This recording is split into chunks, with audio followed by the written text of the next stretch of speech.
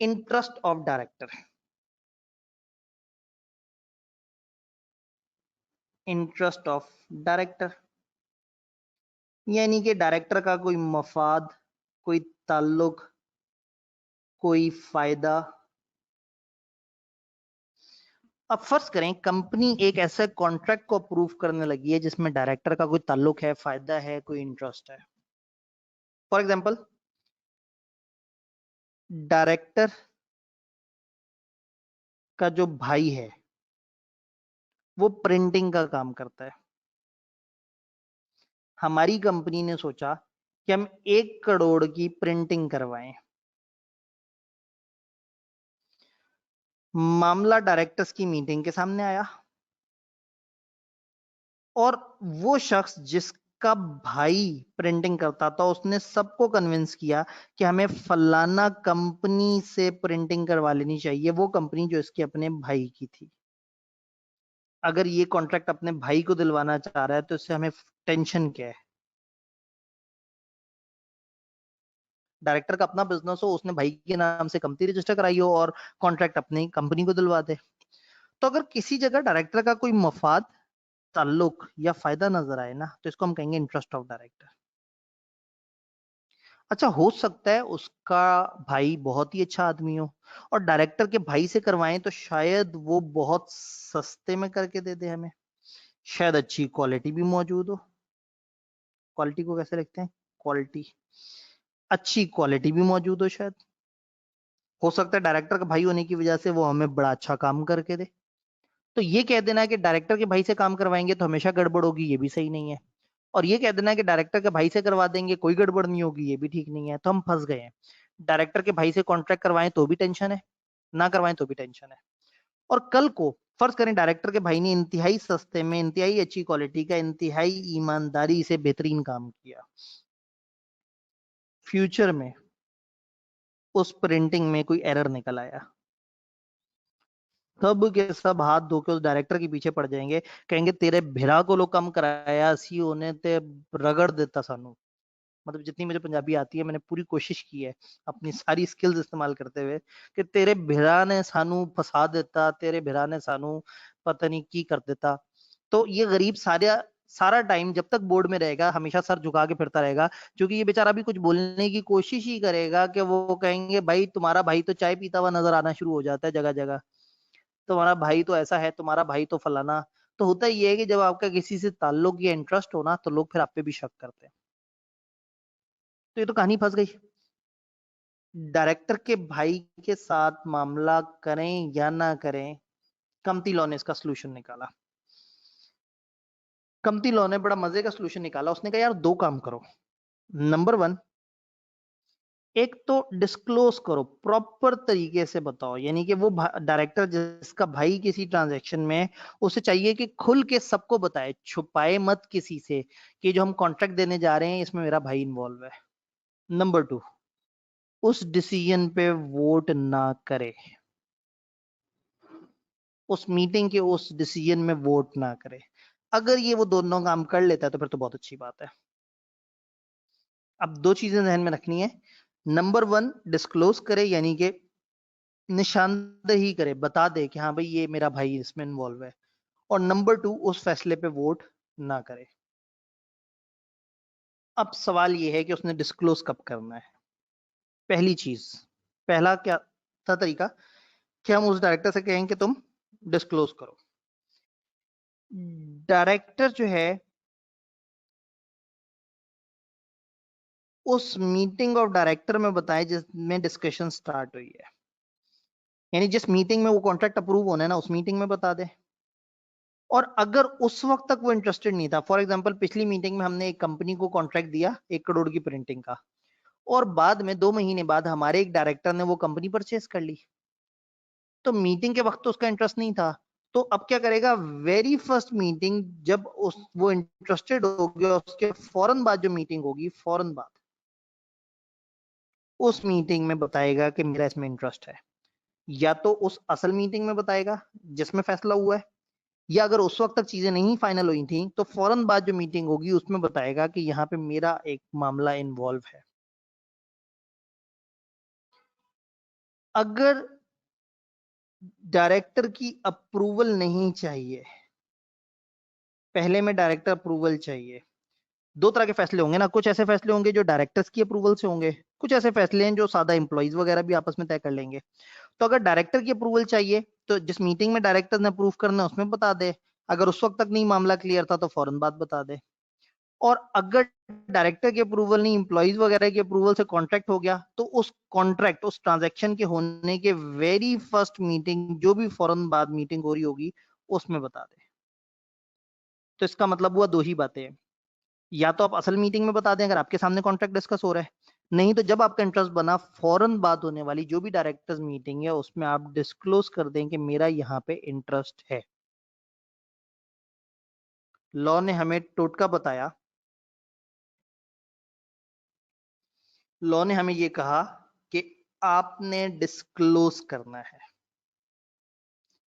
अच्छा, अगर वो मुसलसल ये कंपनी में डायरेक्टर या ओनर है, फॉर एग्जांपल हमारी ए कंपनी बी कंपनी के साथ ट्रांजैक्शंस करती है और एक डायरेक्टर हमारे पास भी डायरेक्टर हो, वही शख्स वहां पे भी डायरेक्टर है, तो ये डायरेक्टर तो हमेशा इंटरेस्टेड है। जब भी ए और बी के दरमियान कोई भी मामला होगा तो ये डायरेक्टर तो हमेशा इंटरेस्टेड काउंट होगा कि ये तो उधर भी डायरेक्टर है, इसका तो मफाद है। तो फिर क्या होता है, हम एक एनुअल नोटिस दे देते हैं। Instead making disclosure on transaction bye transaction, बजाय इसके कि हम हर ट्रांजैक्शन पर अलग से नोटिस दें, डायरेक्टर एक जनरल नोटिस दे देगा कि मेरी डायरेक्टरशिप फलाना कंपनी वगैरह में है।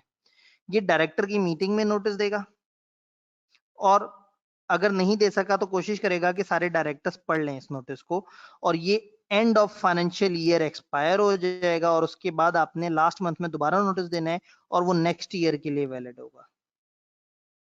तो नोटिस में हमने डिस्क्लोजर में दो बातें पढ़ी, अगर एक मीटिंग में डायरेक्टर्स ने अप्रूवल करनी है तो उस मीटिंग में बताएगा, और अगर उस मीटिंग में नहीं बता सका तो आने वाली मीटिंग में बताएगा। और अगर उसका पक्का पक्का इंटरेस्ट है उस कंपनी में, हमेशा वो डायरेक्टर, और जब जब ट्रांजैक्शन हो वो इंटरेस्टेड होगा, तो बजाय कि बार बार नोटिस देता रहे, वो एक नोटिस दे देगा जो एनुअल ईयर के, फाइनेंशियल ईयर के एंड तक चलता रहेगा, और साल बाद फिर से रिवाइज कर देगा नोटिस जो अगले 12 महीने तक वैलिड रहेगा। ये दो बातें हम लोगों ने डायरेक्टर के इंटरेस्ट को डिस्क्लोज करने के हवाले से पढ़ी। देखें होगा क्या, मैं दोनों बातें बताता हूं। अगर डायरेक्टर बता दे कि जी इस कंपनी में मेरा भाई भी इन्वॉल्व है तो बेहतर हो जाएगा। अगर उसने ना बताया और कल को सबको पता लग गया यार ये तो इसके भाई की कंपनी थी, तो सारे कहेंगे यार देखो तुम तो चोर थे, तुम तो बहुत बेईमान थे, तुमने तो हमें बताया ही नहीं। तो नंबर वन पहले तो बता लेगा। नंबर टू, जब डायरेक्टर बैठ के फैसला कर रहे होंगे तो मीटिंग में वोट नहीं करेगा। जब वोट नहीं करेगा तो अब ऐसे में अगर बकाया डायरेक्टर्स इसी के भाई को सिलेक्ट कर लेते हैं मेरिट की बुनियादों पे, तो कल को इसका भाई खराब काम भी करेगा, ऐसे पूछेंगे भाई ये तुम्हारे भाई ने खराबी की है, तो कहेगा मैंने तो बताया था मेरा भाई है। तो मैं जब कह दिया था मेरा भाई है तो समझ जाना चाहिए था कि कितना कोई दो नंबर आदमी होगा। तो कहने का मतलब है कि डायरेक्टर बेहतर हो जाएगा, बजाय इसके कि कंपनी में आपस में फूट पड़ जाए। अगर किसी डायरेक्टर का कहीं कोई ताल्लुक है तो उसे चाहिए कि वो बताए और फिर उस मामले में वोट ना करे। दूसरी चीज क्या थी, हमने वोट नहीं करना। Over the approval of matter where he is interested, director can not take part in discussion और वोट। ना डायरेक्टर डिस्कशन में हिस्सा लेगा, ना वोट करेगा, इवन कोरम में भी काउंट नहीं करेंगे। उस डायरेक्टर को हम गिनेंगे ही नहीं कि वो मीटिंग में मौजूद भी है या नहीं। और अगर लिस्टेड कंपनी हो तो फिर तो वो वॉकआउट कर जाएगा उस मीटिंग से ही। जिस मीटिंग में ऐसा कोई मैटर है जिसमें उसका पर्सनल इंटरेस्ट है तो वो मीटिंग में मौजूद ही नहीं होगा। ये तो मौजूद था, काउंट नहीं हुआ, पहला वाला। दूसरी कैटेगरी है लिस्टेड कंपनी में, आप सिरे से वो बंदा मीटिंग से उठ के चला जाएगा जिस एजेंडे पे उसका अपना इंटरेस्ट होगा। इसकी दो एक्सेप्शंस हैं। अगर एक प्राइवेट कंपनी हो जो कि ना ही पब्लिक की सब्सिडरी हो ना ही होल्डिंग हो, किसी पब्लिक कंपनी से उसका कोई ताल्लुक ना हो, यानी अखीर प्राइवेट कंपनी हो। अखीर प्राइवेट, एक ऐसी प्राइवेट कंपनी जिसकी होल्डिंग भी पब्लिक ना हो, सब्सिडरी भी पब्लिक ना हो। एक ऐसी प्राइवेट कंपनी, ऐसे में पता है क्या होता है, दो तीन फैमिली मेंबर्स होते हैं, उन्होंने मिलकर कंपनी बनाई हुई होती है, उन्हीं की छोटी सी कंपनी होती है, उन्हीं की सारी ट्रांजैक्शंस आपस में एक दूसरे के साथ होती हैं, तो हर ट्रांजैक्शन में हर किसी का इंटरेस्ट होता है। तो लॉ ने कहा भाई जो अखीर प्राइवेट कंपनी है उधर कोई मसला नहीं है, आप वोट कर सकते हैं, टेंशन नहीं लेनी, घबराना नहीं है। और number 2, if director has acted as surety, ये नंबर 2 समझने वाला है। अगर फर्ज करें डायरेक्टर ने किसी बैंक को गारंटी दी, कंपनी के डायरेक्टर ने बैंक को पर्सनल गारंटी दी, उसने कहा जी अगर मेरी कंपनी ने आपको लोन वापस ना किया मैं जिम्मेदार। फर्ज करें कंपनी ने लोन वापस नहीं किया तो बैंक डायरेक्टर से मांगेगा और डायरेक्टर पलट के कंपनी से कहेगा कि मुझे इंडेमनिफाई करो। याद है इंडेमनिफाई, मेरा नुकसान पूरा करो। ऐसा कॉन्ट्रैक्ट अलाउड है। If director has acted as surety of company, अगर उसने कंपनी की गारंटी दी है, श्योरिटी मतलब कंपनी का उसने ओके किया, and resolution relate to indemnification और insurance coverage of that director, और उस डायरेक्टर को हम इंश्योरेंस दे रहे हो या इंडेमनिफिकेशन दे रहे हो against any loss incurred by him for becoming surety of the company. अगर कंपनी का श्योरिटी बनने से उस डायरेक्टर को कोई लॉस होता है और कंपनी उसको इंडेमनिफाई करती है तो इस कॉन्ट्रैक्ट में भले डायरेक्टर इंटरेस्टेड है वो वोट कर सकता है।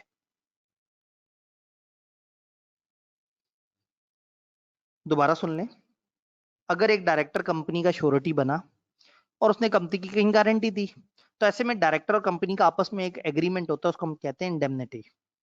कंपनी डायरेक्टर से कहती है देखो अगर तुम्हें हमारा गारंटी बनने की वजह से कहीं पैसे देने पड़े तो दे देना, हम तुम्हें तुम्हारे पैसे लौटा देंगे।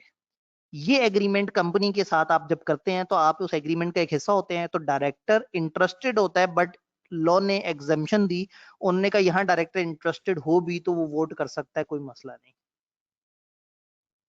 ये थोड़ा सा एक ट्रिकी पॉइंट था जी।